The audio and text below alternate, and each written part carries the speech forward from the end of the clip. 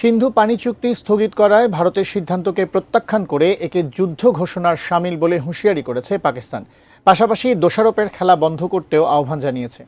এদিকে কাশ্মীরের পেহেলগামে হামলায় জড়িত সন্ত্রাসী ও তাদের মদতদাতাদের পৃথিবী থেকে নিশ্চিহ্ন করে দেবার অঙ্গীকার করেছেন ভারতের প্রধানমন্ত্রী নরেন্দ্র মোদী। আরও জানাচ্ছেন শাওন মাহফুজ। কাশ্মীরের পেহেলগামে ভয়াবহ সন্ত্রাসী হামলার দুদিন পর এ নিয়ে প্রথম প্রকাশ্য প্রতিক্রিয়া জানালেন ভারতের প্রধানমন্ত্রী নরেন্দ্র মোদী। বৃহস্পতিবার বিহারের মধুবনীতে এক সরকারি অনুষ্ঠানে তিনি বলেন, শুধু নিরীহ পর্যটকদের ওপর নয়, ভারতের আত্মার ওপর হামলার ঔদ্ধত্য দেখিয়েছে সন্ত্রাসীরা।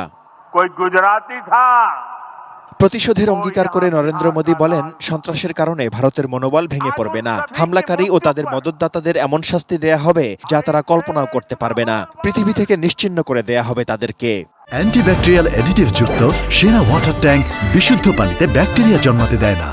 India will identify, track and punish every terrorist and their backers. We will pursue them to the ends of the earth. মঙ্গলবার পেহেলগাম ট্র্যাজেডির পরদিনই ভারতের সঙ্গে সিন্ধু পানি চুক্তি স্থগিত ও পাকিস্তানিদের জন্য সার্ক ভিসা বাতিল করে ভারত। বলা হয়, সন্ত্রাসবাদে মদত দেয়া বন্ধ না করা পর্যন্ত এই সিদ্ধান্ত বহাল থাকবে।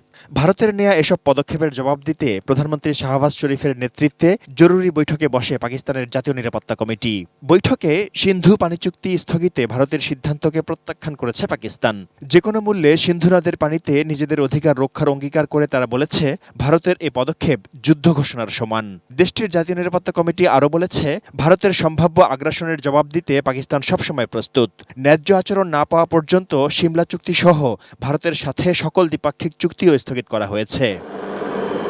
এছাড়া ভারতের সঙ্গে সব ধরনের বাণিজ্য ও ওয়াঘা সীমান্ত বন্ধ এবং ভারতীয় বিমানের জন্য পাকিস্তানের আকাশসীমা ব্যবহার নিষিদ্ধ করা হয়েছে। পাশাপাশি ইসলামাবাদে ভারতীয় হাইকমিশনে কর্মকর্তার সংখ্যা ৩০ জনের নামিয়ে আনতে বলেছে পাকিস্তান। পেহেলগাম হামলায় জড়িত সন্দেহভাজন পাকিস্তানি নাগরিক সুলেমান শাহ ও আবু তালহা সম্পর্কে তথ্য দিতে বা তাদেরকে ধরিয়ে দিতে ২০ লাখ রুপি পুরস্কার ঘোষণা করেছে জম্মু ও কাশ্মীরের পুলিশ। তারা পাকিস্তান ভিত্তিক নিষিদ্ধ সংগঠন লস্কর-ই তৈয়বার সহযোগী সংগঠন দ্য রেজিস্ট্যান্স ফ্রন্ট বা TRF এর সদস্য। Shaon Mahfuz, desk report, ATN news.